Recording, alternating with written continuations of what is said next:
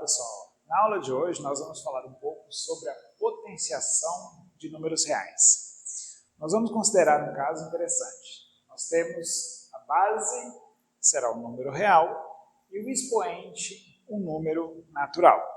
Ok? Bom, nós já estudamos esse caso quando nós tínhamos números naturais, números inteiros, frações, decimais, tá certo? Ou seja, nós já fizemos todo o trabalho pesado, né, anteriormente. Então, tudo que nós vimos lá, naqueles contextos, se aplica aqui, tá certo? Na verdade, isso é uma generalização daquilo que nós vimos anteriormente, ok? Então, nessa aula, eu em particular, eu vou relembrar as propriedades da potenciação, falar para vocês que elas se aplicam quando a base é um número real, e os exemplos eu deixo a cargo de vocês, porque nós já vimos muitos exemplos ao longo das últimas aulas, ok? Então, nessa aula seria apenas para contar para vocês que essas propriedades também são válidas no contexto dos números reais. Então vamos lá. Olha aqui, 5 ao quadrado é igual a 25, mesma coisa de antes. 5 a gente chama de base, 2 é o expoente e 25 é a potência.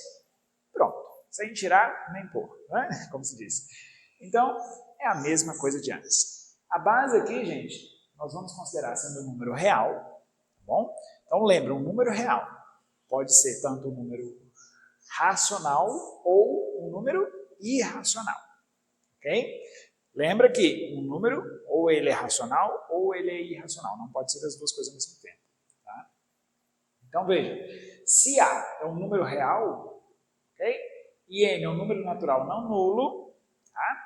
Nós temos que A elevado a N, o que é A elevado a N? É a mesma coisa de antes, é A vezes A vezes A vezes A, N vezes, tá certo? Então aqui nós temos N fatores. Então, se A é 5, por exemplo, e N é 2, eu tenho 5 vezes 5, que é igual a 25. Tá?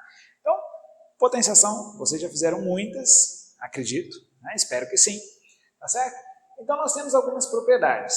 A gente considera M e N dois números naturais e nós pegamos dois números reais não nulos. Ok? Então, vamos relembrar as propriedades que nós vimos anteriormente. Tá? Então veja, tudo que vocês viram lá atrás vale aqui, tá certo? Por isso que eu comentei. Nós vamos apenas falar sobre as propriedades. Não vou fazer exemplos. Tá? Os exemplos ficam a cargo de vocês, porque vocês já sabem quais são esses exemplos. Tá? Multiplicação de potências de mesma base. Repete a base e soma os expoentes. Ok? Então, veja que aqui nós temos exemplos envolvendo frações, envolvendo decimais, números inteiros, né? Então, vocês podem procurar o exemplo que for mais conveniente para vocês. Né? Divisão de potências de mesma base. Repete a base, faz o que com os expoentes? Subtrai. Né? Lembra que aqui o A é diferente de zero.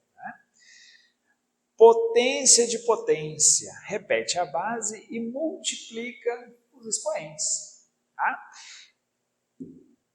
Potência de um produto é igual ao produto das potências. E potência de um quociente é o quociente das potências. Tá?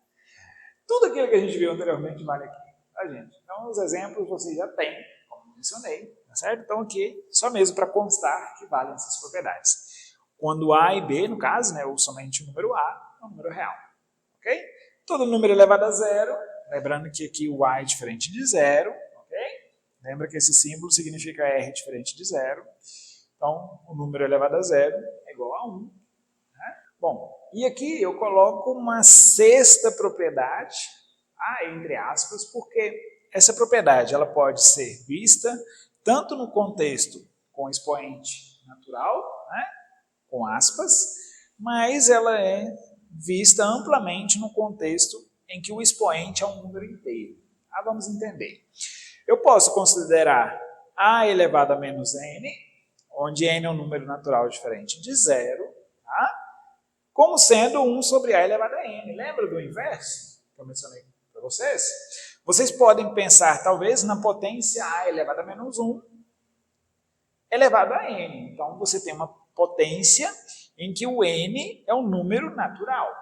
Então, eu posso ter 1 sobre a, que é o a elevado a menos 1, elevado a n. Então, eu posso ver essa propriedade tanto aqui, no contexto dos números naturais, quanto simplesmente de cara no conjunto dos números inteiros. Tá? Então, por quê?